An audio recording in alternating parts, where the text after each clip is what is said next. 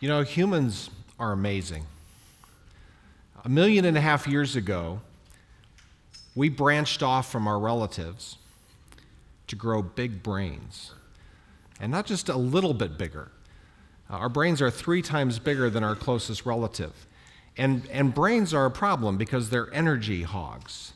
So we had to evolve a whole host of changes to go along with that. Things like a faster metabolism, more fat, less muscle, smaller stomachs, efficient locomotion, a better diet.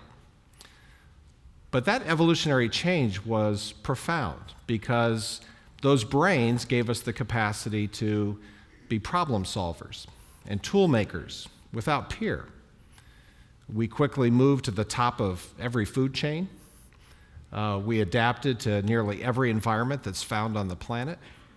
In fact, we've begun to modify the environments around us. We domesticated plants and animals, and our newest tools, things we call technology, our newest understanding, things we call science, have allowed us to create artificial environments to reshape the world around us, from understanding the atom to teaching machines how to learn, and even looking at things like the possibility of synthetic life.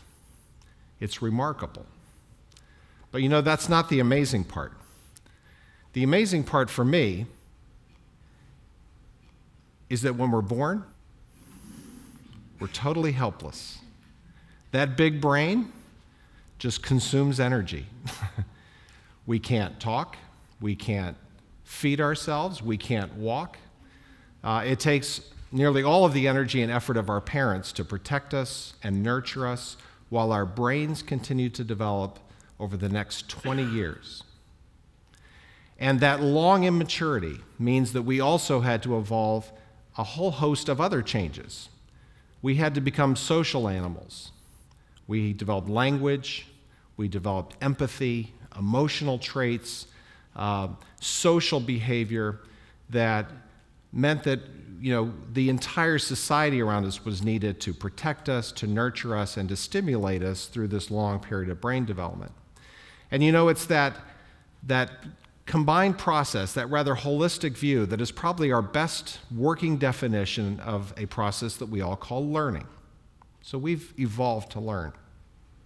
Now, as the world around us got more sophisticated, we developed complex social structures, institutions, things that we call schools, and the formal process of education in those schools we call education. And this has been remarkably successful as well. It's very efficient. It allows us to put many learners in the presence of relatively rare experts, and it also gives us an opportunity to steward information that's been gained from those that came before us. We actually are collectively getting smarter as a species because we pass this information along. And in fact, this has been incredibly successful. By every measure, one of the most reliable predictors of whether an individual will struggle or thrive is associated with their degree of educational attainment. It's clear that more education means more economic opportunity, better social networks, better health, we live longer, and even more happiness. And the same thing is true for societies. Societies that have a more educated citizenry have a better economy, they're healthier, they're more secure, less poverty, and overall well-being is much higher. So my question for you is the following. If we've evolved to learn, if this goes to the very core of our being, and we've been doing this for thousands of years, why does it seem like every time we pick up the paper, we're reading about the end of education or our school's broken? Do you think we collectively and suddenly forgot what we've been doing for so long?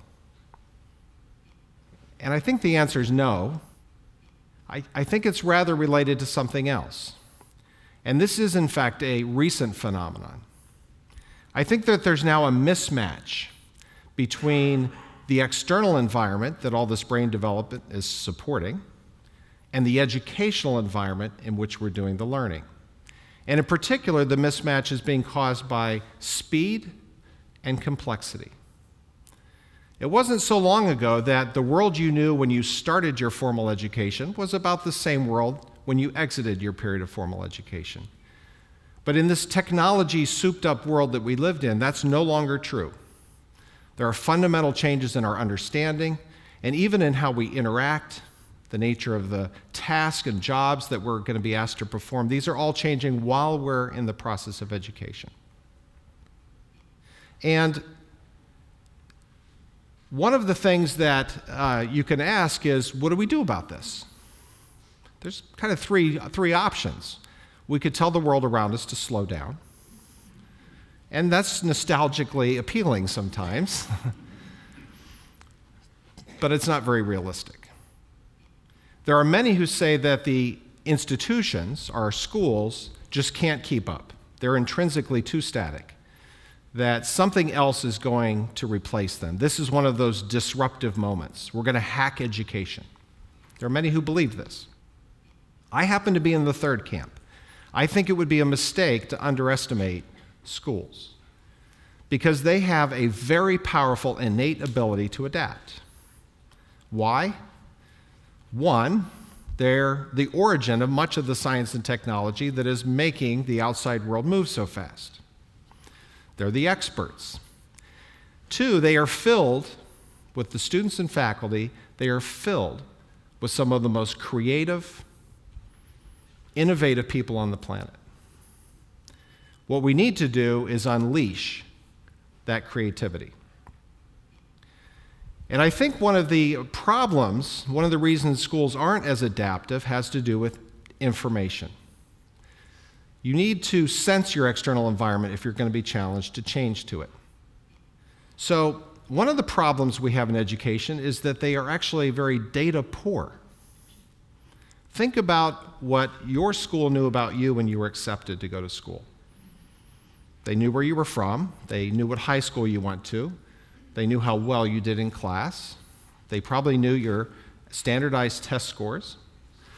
They might have known your interest if you shared an intended major or extracurricular activities, and that's about it. While you were in school, it's actually not much better. They know a lot about the content because of the curriculum for your associated area of study, and they know how you're doing in class and whether you completed the requirements. But this is hardly a personal view of what you are or the complexity of your goals and the world that you're going to be moving into.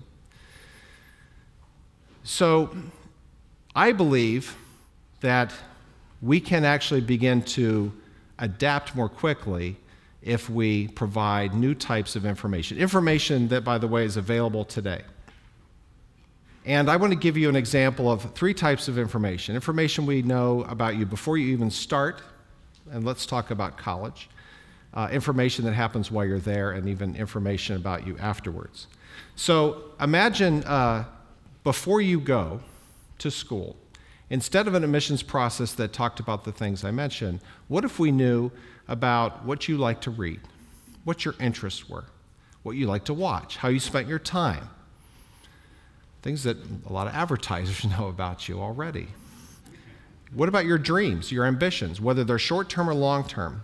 If we knew those things, it would enable us to create a personal, tailored experience just for you the day you showed up, including where you lived, who your friends were going to be, the roommates you had, the classes. Do you need a lot of support, a little bit of support? And we could do that for you and the other 4,000 students that are starting the same day as you. We all have an experience of watching Netflix. And, you know, what's amazing about those apps is that, you know, you watch a couple movies and you tell them whether you like it or you don't like it.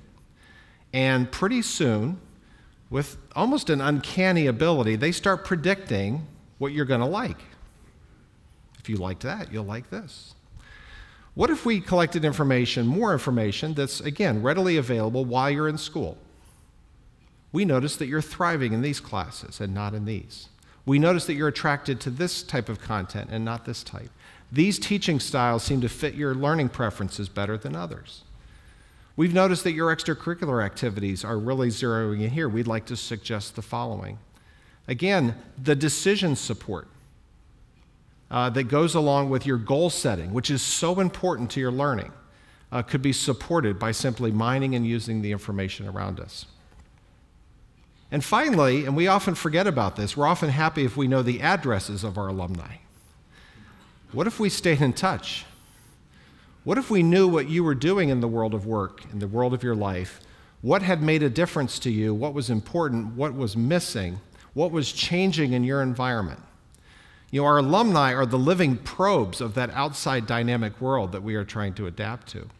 And in fact, we could continue to offer services to those alumni by pointing out that there are others like them. Other graduates like you have found the following things to be helpful. Or we have a recent graduate who wants a career just like yours. Can we let them talk to you? It would be incredibly powerful. The reality is that we can't make the outside world slow down. It's going to continue to change, and it's going to continue to change faster and faster. And this is a change or die moment. Because if education can't keep up, that gap that we feel of relevance is going to continue to grow. But schools are intrinsically adaptive. They are bursting with new ideas and incredible creativity. And the big idea here is that big data, putting ourselves in a data-rich environment, can unleash that creative potential. And with that, we can improve the way you're taught, we can improve the way you learn, and most importantly of all, we can improve your ability to live in this incredibly dynamic and changing world. I think it's very doable, because after all, we were born to learn. Thank you.